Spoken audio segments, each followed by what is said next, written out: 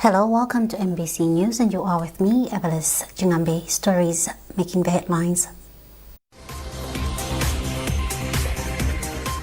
President Mutharika and the First Lady, Madam Gertrude Mutharika, join Christians and Muslims across the country and around the world in observing the Lenten season and the holy month of Ramadan. Government to make public its direction on the Chikangawa plane crash investigations before the end of the current parliament meeting. And the Ministry of Finance says government highly values the private sector's contribution to national development.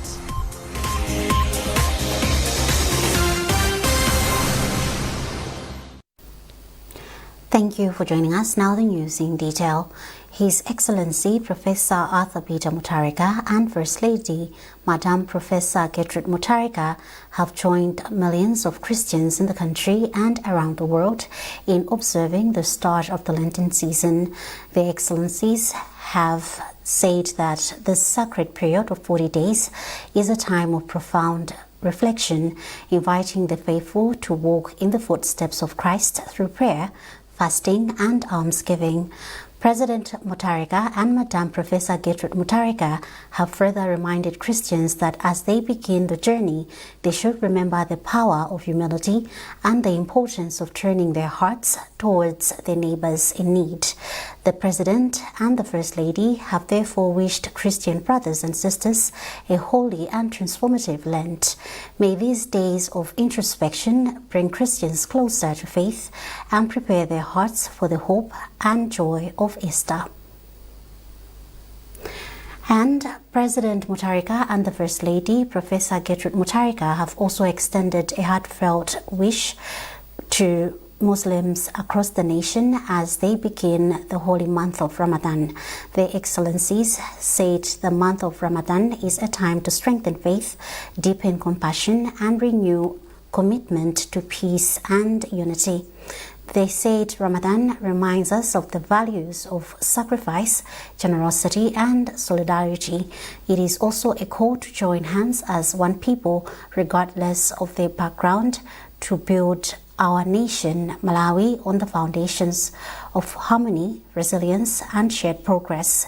The first couple further stated that this May blessed month bring spiritual fulfillment, strengthen bonds of community, and inspire us all to work together for a bright future. And then to our next story, still with the President.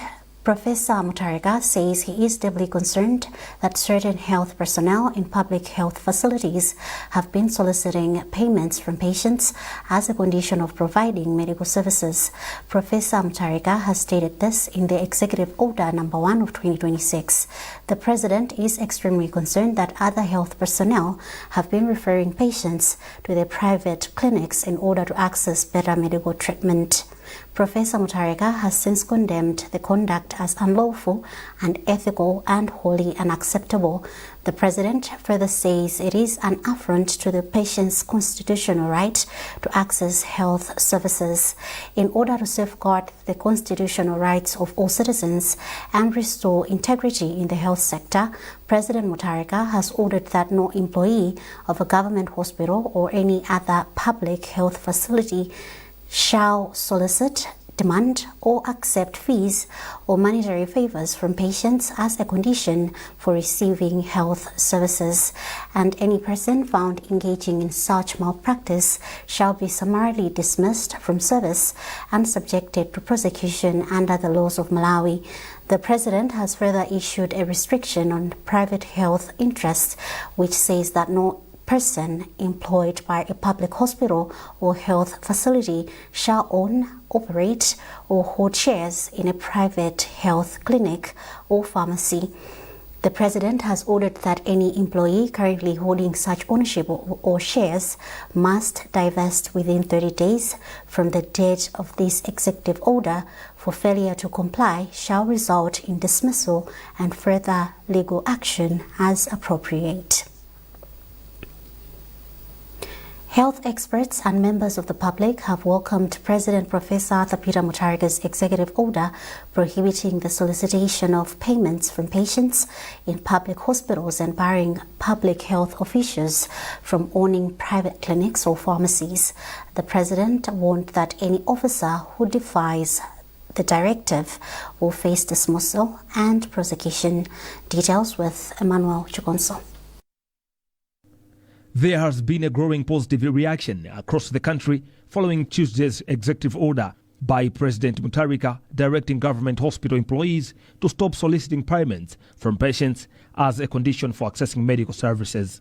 In the order, the Malawi leader emphasized that public health care is free and warned that any officer found demanding payments will be dismissed and prosecuted.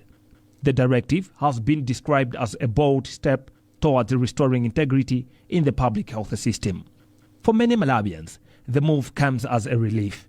Miriam Moffat from Chigwiri in Lilongwe says she was forced to seek alternative treatment after failing to access medication for anemic challenge and Francida at the public facility. I have welcomed this decision by the President. When we are visiting public hospitals, it simply means we cannot afford the private health care. So when they tell us to go and buy medication in pharmacies, it's an insult to us. Many citizens said the decision is a lifeline for the poor who depend on public hospitals because they cannot afford private care. I have encountered this. As you know, I am pregnant. I didn't get the proper medication just because the medication were not available, even Francida. As for now, I'm using Chidede as an alternative to the medication they asked me to buy in pharmacies. I am even using avocado pear leaves just to eliminate the anemic challenge.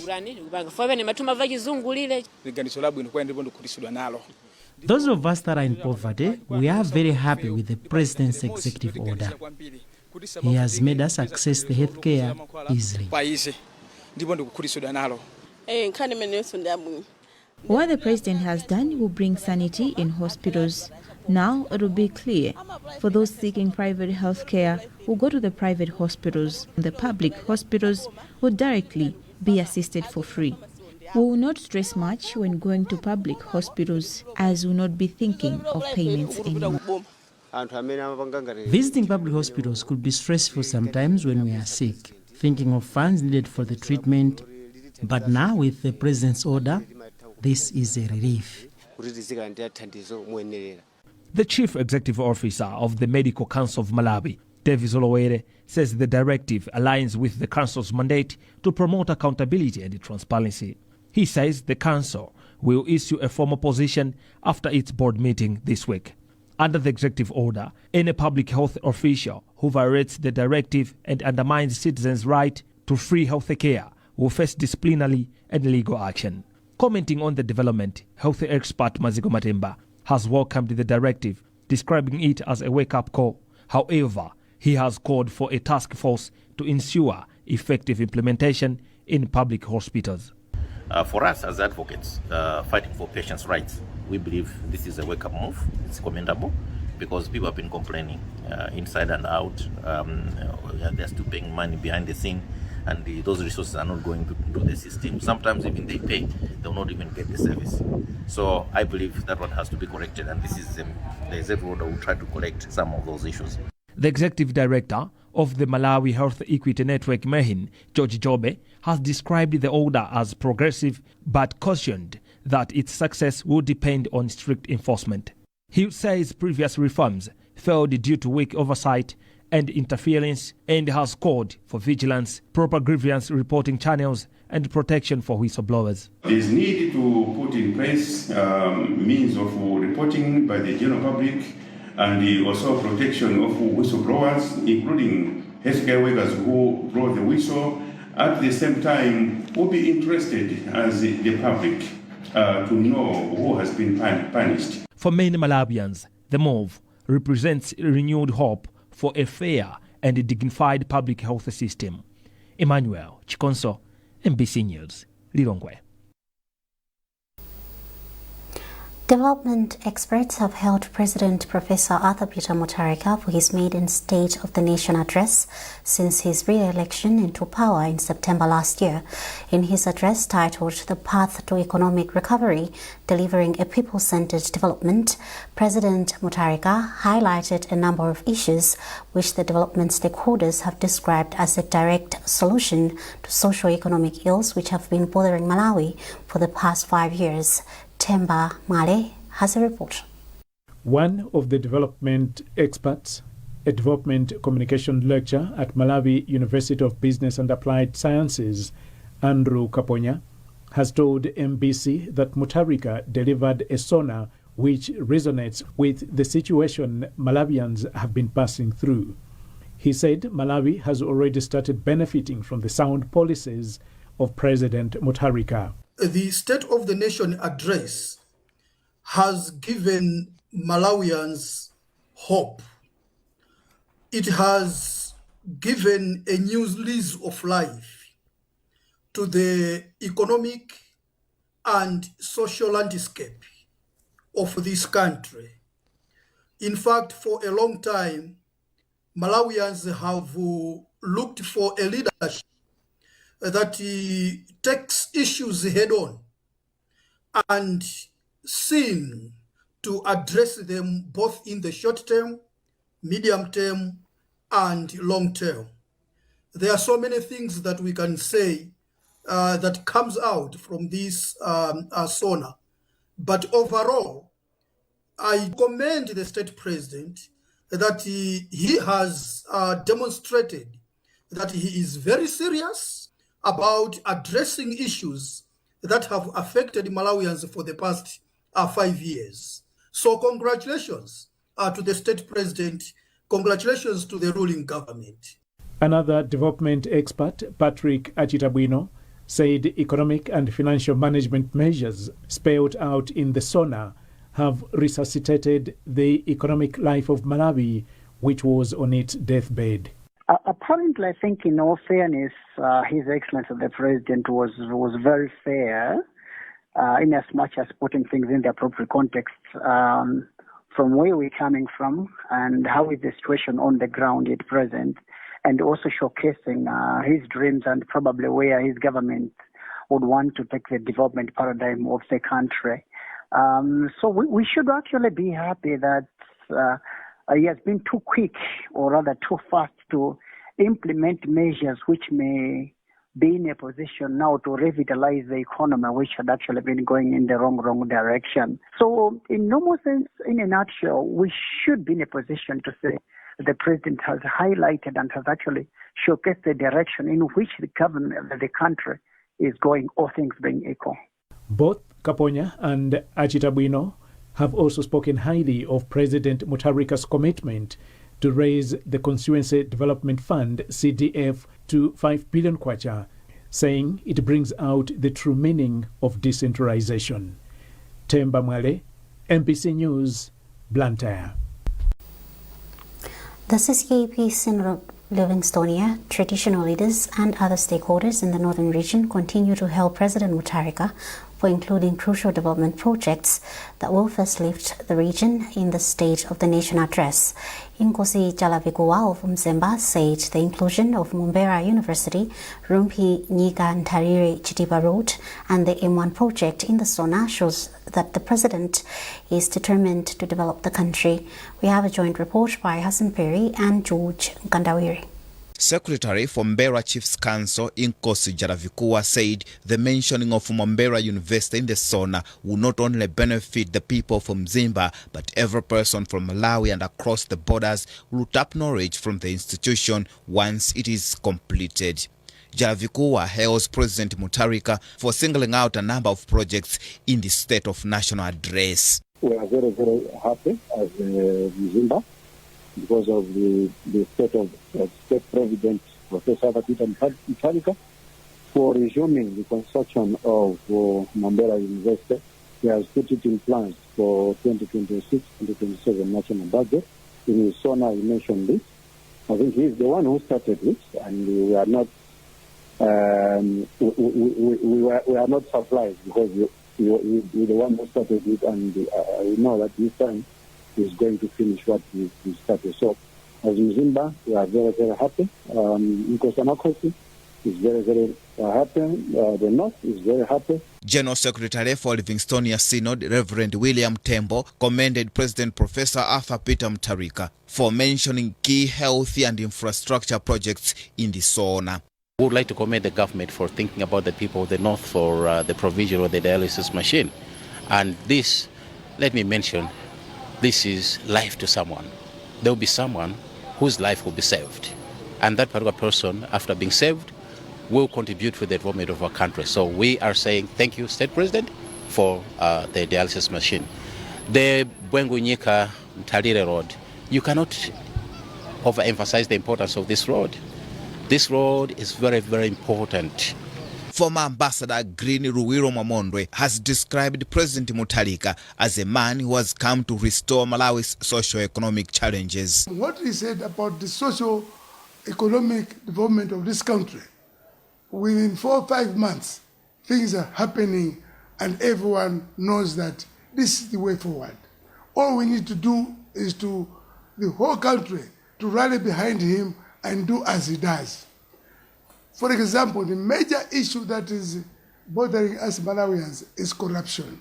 Taking his turn, former Secretary General of the Synod of Livingstonia, Reverend Howard Matiankoma, said the projects outlined in the SONA have direct impact on ordinary Malawians, specifically in the areas of health, education, agriculture, and infrastructure development. Children can go to primary school, can attend secondary school, with the government paying for their fees. That's a big step in the development of our country. I really appreciate and congratulate the President for this. Secondly, let me also talk on the 5 billion kwacha funds that will go into constituency, each constituency as it were. That is a lot of money. That is a lot of money, which we, if well used as the President intends it should be, will be a great development. President Professor Arthur Peter Mutharika delivered his State of National Address last Friday in Parliament. Hassan Piri, MBC News, Nzozo. You're watching MBC News and you are with me, Evelis Chingambe. A reminder of the top stories. President Mutharika and the First Lady, Madam Gertrude Mutharika, join Christians and Muslims across the country and around the world in observing the Lenten season and the holy month of Ramadan. Government to make public its direction on the Chikangawa plane crash investigations before the end of the current Parliament meeting.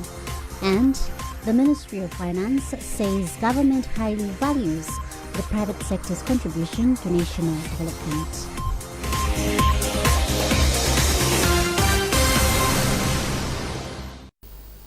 Welcome back. Government spokesperson Shatrick Namalomba says the nation will know government's direction in regards to investigations into the Chikangawa plane crash, which claimed the life of the late Vice President Dr. Saulus Chilima and 8 others before the end of the current sitting of Parliament. Namalomba, who is also Minister of Information, Communication and Technology, said this in an interview with Embassy in reaction to some members' plea for thorough investigations into the plane crash. The government of His Excellency Professor is seized with the matter and has taken keen interest in the matter. And that interest has never ceased. Continues to the extent that he directed that the Minister of Justice should review the files. Having reviewed the files, then he should advise government on what next steps must be taken. I am proud today to say that the review has been done. What we are waiting is the direction. And surely very soon, within the same house here, you will see developments taking place in that direction, where we are going to put to rest this matter once and for all. It is an emotive matter, It is our national matter. We want to know what actually happened. The families of those that lost their lives, we want to know. Relatives want to know. And the whole nation wants to know. So, Professor Arthur Mutharika is very keen. And all of us are very keen to make sure that we get to the truth, the bottom of this issue. Minister of Finance, Economic Planning and Decentralization, Joseph Mwanamveka, says government values the partnership it continues to enjoy with commercial banks in the country. He said this when one of the commercial banks, EcoBank, donated 175 million kwacha to support government's humanitarian response to people affected by disasters. Mai Ntomoti reports. Minister of Finance, Economic Planning and Decentralization, Joseph Mwanamveka, said that through the support from the private sector, the government has been able to stabilize the food security situation in the country, particularly among people affected by disasters and those at risk of hunger. He commended EcoBank for the support. I would want to register my appreciation not only to EcoBank, but also to the private sector and to the donors for the support they have given us. Because to raise 150 billion is not another thing. This is money coming from the private sector, money coming from the banks, money coming from the donors. I thought it is very important that we need to register as government, appreciate that. I think it's a good gesture. The private sector, the donors have shown that they will be with us, both in good and bad times. And this has helped us to also to alleviate the hunger that has been there. Let me say that we are also pleased that we have a lot of I think as I speak now, at least most of the Malawians have food. They're able to afford to have food on their table. And no one is suffering or died because of no food. We have not seen anybody taking Chiteze or even Nyika this year. You have not seen any queues in Nadimak depots because people are able to get the food. This is what our president wanted, Professor Mutharika. This is part of his manifesto. He wants to make sure that Malawians, as a priority, first of all, is food. For the food is life. And we are happy that today, as we speak today, at least Malawians can afford to have food. On his part, chairperson of the board of EcoBank, Simon Msefula, said the support was aimed at vulnerable communities, particularly those affected by disasters across the country. EcoBank doesn't live in a void. EcoBank lives in a community. EcoBank is part of the community. What affects one member of the community affects the entire community. So EcoBank can't isolate itself from whatever is affecting the group that is around it, because quite a number of members of EcoBank itself do have relations that are also affected in those areas where there is distress. The 175 million kwacha would support the Malawi government-led disaster and hunger relief efforts. Mai Ntomoti, MBC News, Lilongwe. Inspector General of the Malawi Police Service, Richard Luhanga, has called on the police public relations officers across the country to prioritize continuous learning and knowledge acquisition. Speaking at the opening of a 3-day capacity building workshop on Data Protection and Cybersecurity Act, the IG emphasized the critical role that police PROs play in handling sensitive data. He noted that such data requires thorough interpretation and processing to ensure justice is served fairly. Davy Umar reports. His remarks during the opening of the 3-day capacity building workshop on Data Protection and Cybersecurity Act, Inspector General of the Malawi Police Service, Richard Luhanga, underscored the importance of police PROs in enhancing their skills and understanding to effectively manage the increasing demands of data security and privacy in law enforcement. He said police PROs handle sensitive information that requires a high level of competence and understanding. We collect also a lot of data, but we need to collect this data in an ethical way, in a way that we are not also seen to be breaking the law. So apart from just enforcing on the others, we have also to make sure that ourselves are doing the things in a right way. So that's why it is important that police officers should continually invest in themselves to acquire new knowledge, the knowledge that can be used in their work. MACRA's head of Malawi Computer Emergency Response Team, Dr. Charles Forger, said MACRA has supported the training because they believe it will create an understanding of critical laws that fall within the jurisdiction of the police PROs. We are now in the digital era. ICT has advanced so much, so it's very important that we equip our law enforcement agencies to be at par with the demands and the requirements of today's law enforcement in the digital cyberspace. One of the participants at the training, Police PRO for the Northern Region, Cecilia Mfune, said the training is timely considering various offences committed related to internet usage. As public relations officers, we are the face and the mouthpiece of Malawi Police Service. So this workshop will be so helpful as we'll be more equipped in terms of data collection and also electronic transaction. The training has included prosecutors who also play a critical role in acting as legal representatives of the state or the public in criminal proceedings, presenting evidence and making legal arguments in court. Dave Umar, MBC News, Mangochi.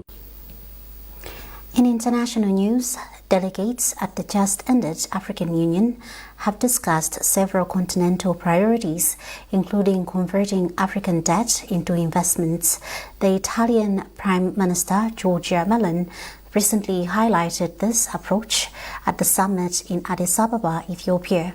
According to Meloni, the plan will offer a new approach to partnerships, focusing on mutual benefits and respect for Africa's development path.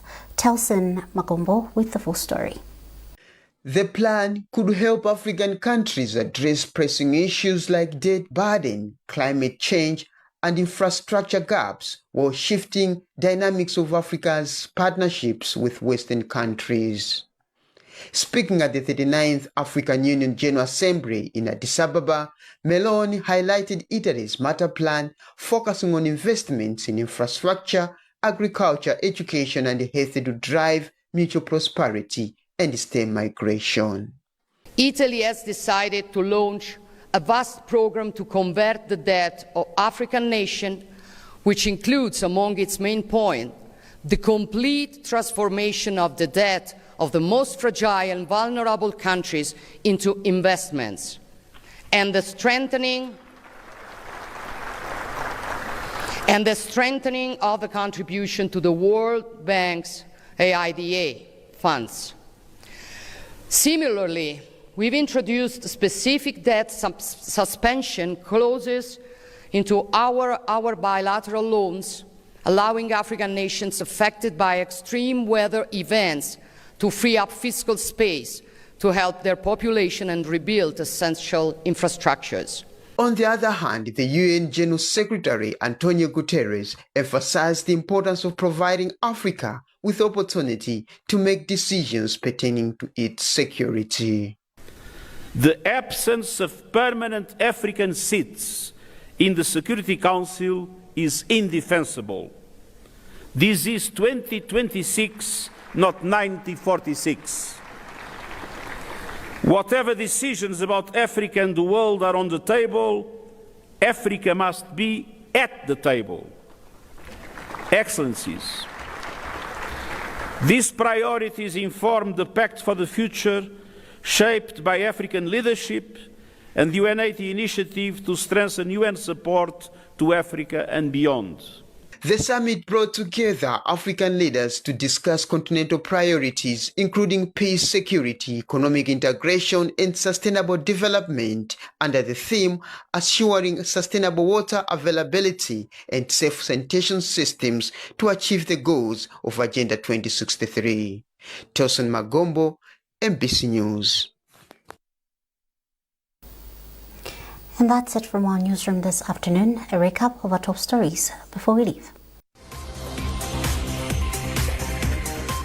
President Mutharika and the First Lady, Madam Gertrude Mutharika, join Christians and Muslims across the country and around the world in observing the Lenten season and the holy month of Ramadan. government to make public its direction on the Chikangawa plane crash investigations before the end of the current parliament meeting. And the Ministry of Finance says government highly values the private sector's contribution to national development.